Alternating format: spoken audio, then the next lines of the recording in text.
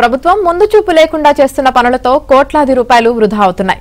అనకాపల్లి జిల్లా రోలుగుంట మండలం ఆర్ల పంచాయతీ నుంచి పిత్రిగడ్డ వరకు ఉపాధి హామీ పథకం నుంచి 4,10,00,000 రూపాయలతో బీటీ రోడ్ నిర్మాణం కోసం నిధులను మంజూరు చేశారు.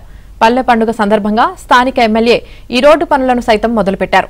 ఇటీవల వర్షాలతో అప్పటి వరకు చేసిన నిర్మాణ పనులు మొత్తం గంగలో కలిసిపోయాయి.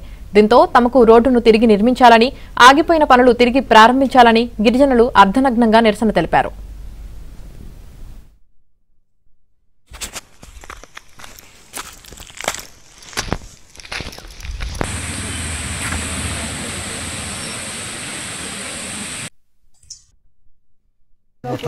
పిత్తలగడ్డకు రోడ్డు ఇస్తేనే నేను నరసరాముకి సాలుకుంటున్నాను బాబు. ఇదో ముబ్బి అయిపోతుంది నరసరాముకి. నాకు రోడ్డు వస్తేనే పిత్తలగడ్డకి. ఏం పేరు నీ పేరు? మరి సీతమ్మ. మాది అర్ల పంచాయతీ పితిరిగడ్డ గ్రామం. అర్ల నుండి పితిరిగడ్డ వరకు 4,10,00,000 మంజూరు చేశారు సార్. ₹1,00,00,000 పని అయింది. ₹1,00,00,000 పని అవుతే ఇంకా పని ఆగిపోయింది సార్. ఇదిగో సార్ ఇప్పుడు బీటీ రోడ్డు మాకు అవ్వలేదు సార్.